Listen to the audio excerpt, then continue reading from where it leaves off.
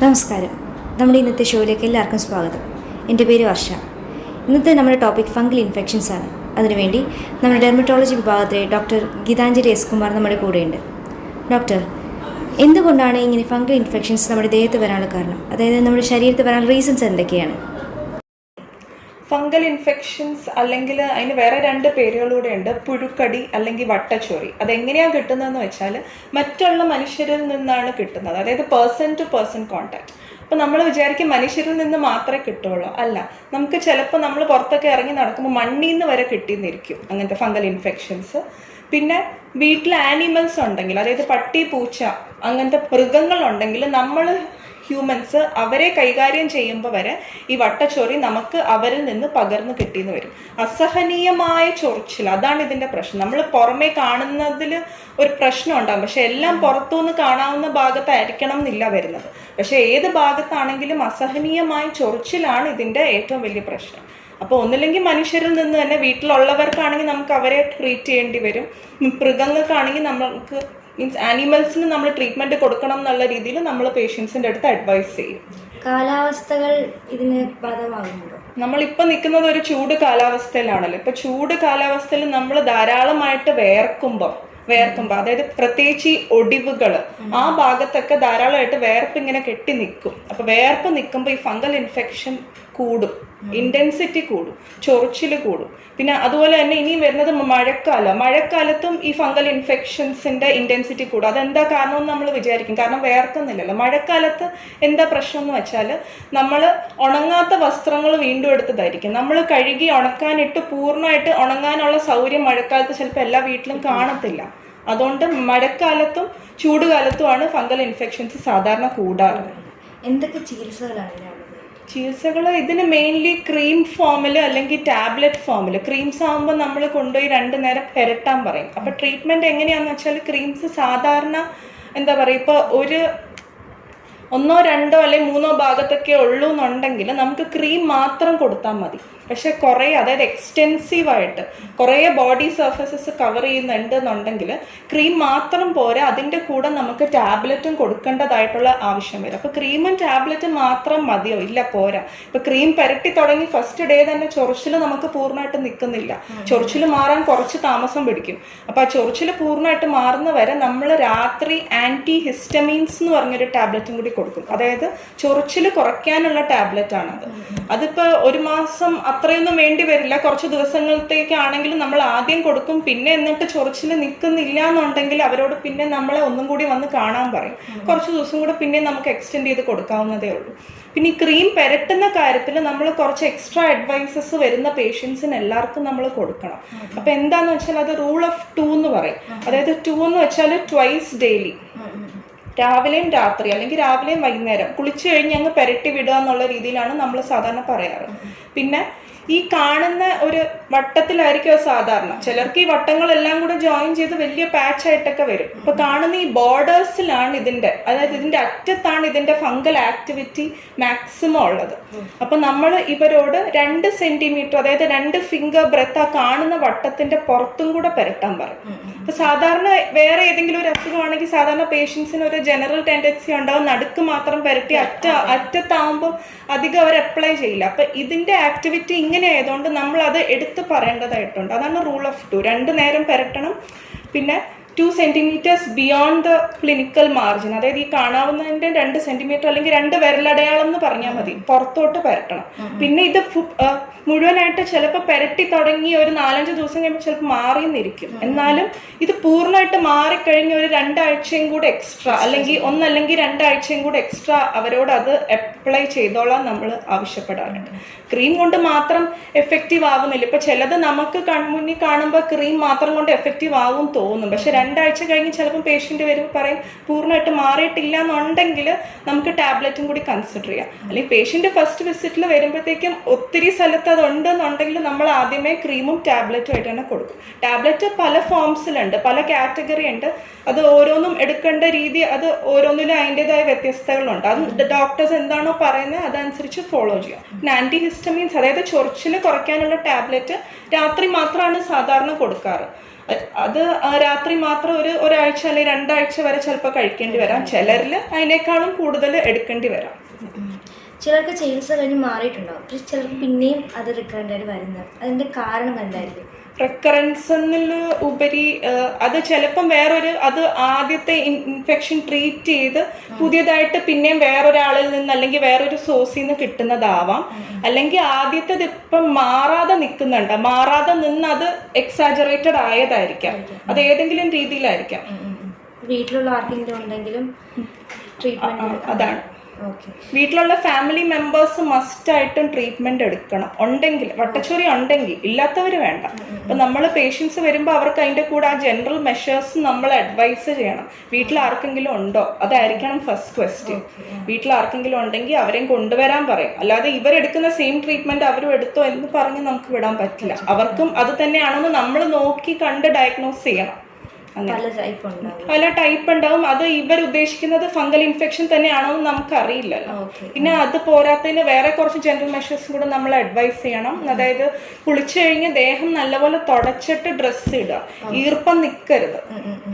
പിന്നെ അതുപോലെ തന്നെ ഇനി മഴക്കാലം വരുന്നുണ്ട്. മഴക്കാലത്ത് ഞാൻ നേരത്തെ പറഞ്ഞ പോലെ വസ്ത്രങ്ങൾ നല്ലപോലെ ഉണക്കിയിട്ട് വേണം.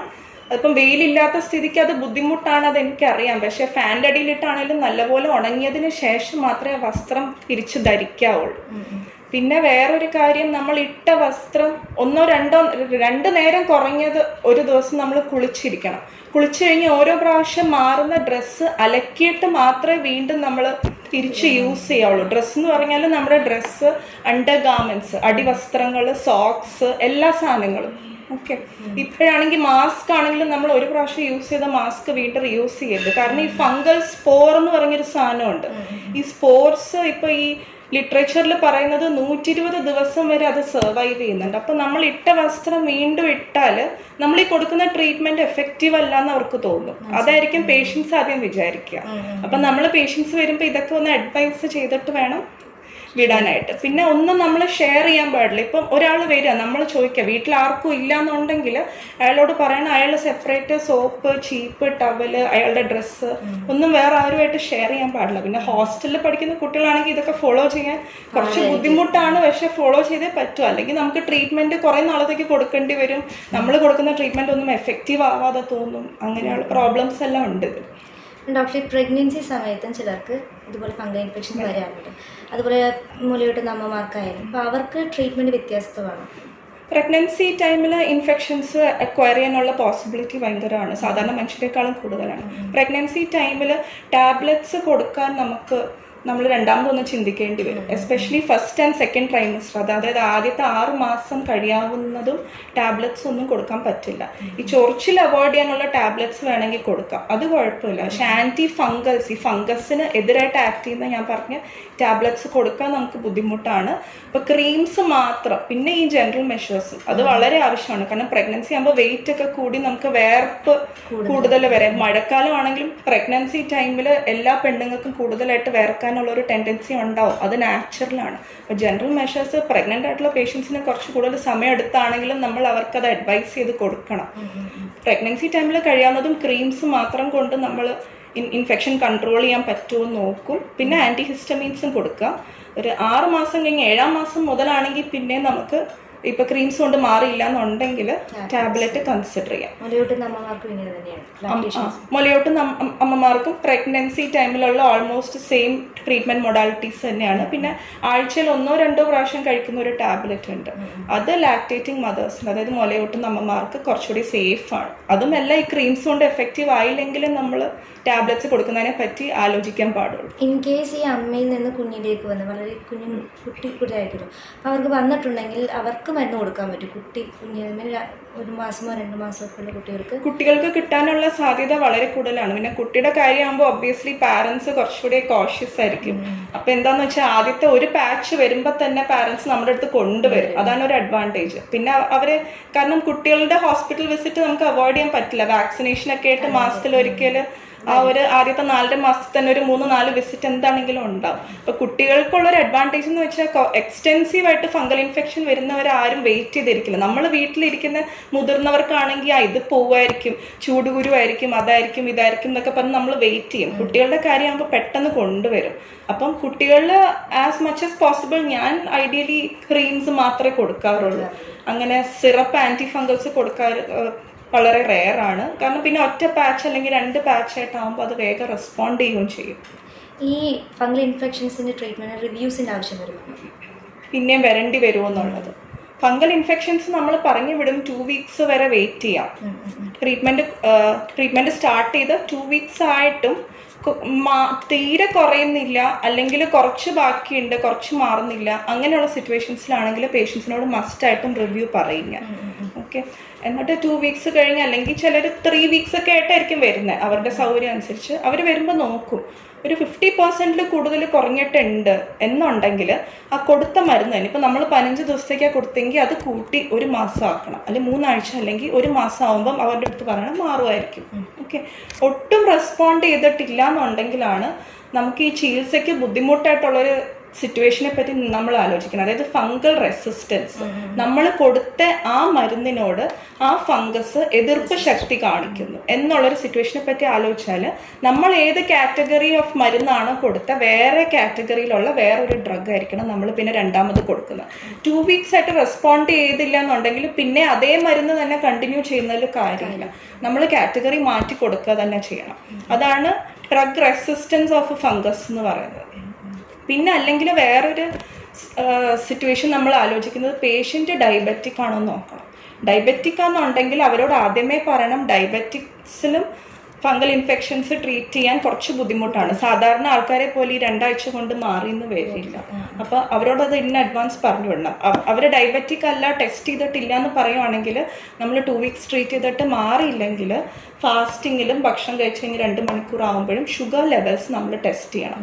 അങ്ങനെ ചിലരിൽ നമുക്ക് പെട്ടെന്ന് ഡയബറ്റിസ് ടെക്നിക്സ് കണ്ടുപിടിക്കാൻ പറ്റാറുണ്ട് ഇടയ്ക്ക്. അപ്പം അങ്ങനെയുള്ളവരിൽ ഇപ്പം ഒരു പേഷ്യൻ്റ് നമ്മളായിട്ട് ഡയബറ്റിസ് ആണെന്ന് കണ്ടുപിടിച്ചിട്ടുണ്ടെങ്കിൽ അവരോട് ഡയബറ്റിസും കൂടെ ട്രീറ്റ് ചെയ്യാൻ പറയണം, പെട്ടെന്ന് മാറും. അതെ. അപ്പം ഷുഗർ ലെവൽസ് ഹൈ ആയിട്ടുള്ളവർക്ക് ട്രീറ്റ്മെൻറ്റ് റെസ്പോൺസ് കുറച്ച് കുറവാണ്. അപ്പോൾ അവരോട് സൈഡ് ബൈ സൈഡ് ഈ ആൻറ്റി ഫംഗൽസ് കഴിക്കുന്നതിൻ്റെ കൂടെ സൈഡ് ബൈ സൈഡ് ഡയബറ്റിസിനുള്ളൊരു ഡോക്ടറെ കണ്ട് അല്ലെങ്കിൽ ഫിസിഷ്യനെ കണ്ടിട്ട് അവരുടെ ആ ഡയബറ്റിസും കൂടെ ട്രീറ്റ് ചെയ്യാൻ പറയണം. പിന്നെ വേറൊരു ഡിഫിക്കൽട്ട് ടു ട്രീറ്റ് സിറ്റുവേഷൻ എന്ന് പറഞ്ഞാൽ പേഷ്യൻസ് സാധാരണ ഇപ്പം നമ്മൾ കോമൺ ആയിട്ട് കാണുന്നത് അവർക്ക് ആദ്യം ഒരു അസുഖം വന്നു, അവർ വിചാരിക്കും ഹോസ്പിറ്റലിൽ പോയി കുറേ നേരമൊക്കെ വെയിറ്റ് ചെയ്യണ്ട, രജിസ്റ്റർ ചെയ്യണം, അത് ചെയ്യണം. ഡയറക്റ്റായിട്ട് ഒരു ഫാർമസിയിൽ പോവും അല്ലെങ്കിൽ ഒരു മെഡിക്കൽ ഷോപ്പിൽ പോവും. അപ്പം അവിടുത്തെ ഫാർമസിസ്റ്റിനോട് പറയുകയാണ് ഇങ്ങനെയുണ്ട്. അവർ മിക്കവാറും കൊടുക്കുന്നത് ഏതൊരു ഇൻഡിക്കേഷൻ, അവരെന്താ ഇൻഡിക്കേഷൻ എന്ന് കേൾക്കുന്നില്ല, കൊടുക്കുന്നത് സ്റ്റിറോയിഡ് ക്രീംസ് ആയിരിക്കും. അങ്ങനെ ഈ over the counter supply of steroids അവരത് 2 ആഴ്ച അല്ലെങ്കിൽ ഒരു മാസങ്ങളോളം യൂസ് ചെയ്തിട്ട് വരുന്നവരുണ്ട്. അങ്ങനെ സ്റ്റിറോയിഡ് ആയിട്ട് മോഡിഫൈ ചെയ്ത് ഈ ഫംഗൽ ഇൻഫെക്ഷൻ, അതിനെ ടീനിയ ഇൻകോഗ്നിറ്റോ എന്ന് പറയും. ഭയങ്കര ഡിഫിക്കൽട്ടാണ് അത് ട്രീറ്റ് ചെയ്യാൻ. സ്റ്റിറോയിഡ് മോഡിഫൈഡ് ഫംഗസ് 2 വീക്സ് കൊണ്ട് ട്രീറ്റ്മെൻറ്റ് റെസ്പോൺസ് കിട്ടാൻ ഭയങ്കര ബുദ്ധിമുട്ടാണ്. കാരണം കൂടുതൽ പേഷ്യൻസും ആ കാലിയായ സ്റ്റിറോയിഡ് ട്യൂബും കൊണ്ടാണ് നമ്മുടെ അടുത്ത് വരുന്നത്. ആ സ്റ്റിറോയിഡ് പുരട്ടുമ്പോൾ താൽക്കാലികമായിട്ട് കുറയും, പക്ഷെ സ്റ്റിറോയിഡ് ക്രീം നിർത്തുമ്പോഴത്തേക്ക് അത് ഡബിളായിട്ട് തിരിച്ചു വരികയാണ് ചെയ്യുന്നത്. അപ്പോൾ ഈ സ്റ്റിറോയിഡ്സ് ഓൾറെഡി ഇട്ടിട്ട് വരുന്ന പേഷ്യൻസ് ആണെങ്കിൽ നമുക്ക് പിന്നെയും ട്രീറ്റ്മെൻറ്റ് ഡിഫിക്കൽട്ടി ഉണ്ടാവും. അത് അഡ്വാൻസ് ആയിട്ട് പേഷ്യൻസിനോട് പറഞ്ഞു കഴിഞ്ഞാൽ പ്രശ്നമില്ല, നേരത്തെ പറയണം. ആദ്യമേ ഇങ്ങനെ ഇത് കാണുമ്പോൾ ഫംഗൽ ഇൻഫെക്ഷൻ കാണുമ്പോൾ ഡോക്ടറിനെ വന്ന് കൺസൾട്ട് ചെയ്യാം. ഏതെങ്കിലും ഒരു ഡെർമറ്റോളജിസ്റ്റിനെ വന്ന് കാണാം. ഓക്കെ, അപ്പോൾ ഇന്നത്തെ നമ്മുടെ സെഷൻ വൈൻഡപ്പ് ചെയ്യാൻ സമയമായിരിക്കുന്നു. Thank you doctor. Thank you Varsha. Thank you. അപ്പം ചുരുക്കത്തിൽ എനിക്ക് പറയാനുള്ളത്, ഇപ്പം ഈ വേനൽക്കാലത്ത് നമുക്ക് അധികം വേർക്കാതിരിക്കുക എന്ന് പറയുന്നത് സാധ്യമുള്ള കാര്യമല്ല. ഈ ഫംഗൽ ഇൻഫെക്ഷൻസിൻ്റെ ഇൻസിഡൻസ് ഭയങ്കര കൂടുതലാണ് ഈ വേനൽക്കാലത്ത്. അപ്പോൾ ആദ്യം ഒരു ഇൻഫെക്ഷൻ അല്ലെങ്കിൽ വട്ടത്തിൽ എന്തെങ്കിലും ചൊറി പോലെ ഇങ്ങനെ കാണുമ്പോൾ ഏതെങ്കിലും ഒരു ഡെർമറ്റോളജിസ്റ്റിനെ കൺസൾട്ട് ചെയ്ത് ട്രീറ്റ്മെൻറ്റ് എടുക്കുക. അങ്ങനെ ആകുമ്പോൾ നമുക്കൊരു ക്രീംസ് മാത്രം കൊണ്ട് ഒരു 2 ആഴ്ച അത് അപ്ലൈ ചെയ്ത് കഴിഞ്ഞാൽ അത് മാറാവുന്നതേ ഉള്ളൂ. കുറേ വെച്ചുകൊണ്ടിരിക്കുമ്പോഴാണ്, പ്രത്യേകിച്ച് ഇങ്ങനത്തെ സിറ്റുവേഷനിൽ ഇനിയിപ്പോൾ മഴക്കാലമാണ് വരുന്നത്, മഴക്കാലത്ത് നമുക്ക് വീണ്ടും ഇത് കൂടാനുള്ള പോസിബിലിറ്റി തന്നെ ഉണ്ട്. അപ്പോൾ നമ്മൾ ഒത്തിരി എക്സ്റ്റെൻസീവായിട്ട് ഇപ്പം ചികിത്സിക്കാനായിട്ട് ബുദ്ധിമുട്ട് വരുത്തുന്നതിനെക്കാട്ടും നല്ലത് എത്രയും നേരത്തെ ഒരു ഡെർമറ്റോളജിസ്റ്റിനെ കൺസൾട്ട് ചെയ്യുക തന്നെയാണ് നല്ലത്. പിന്നെ ഞാൻ പറഞ്ഞ ജനറൽ മെഷേഴ്സൊക്കെ കഴിയാവുന്നതും ഫോളോ ചെയ്യാൻ നോക്കുക. Thank you.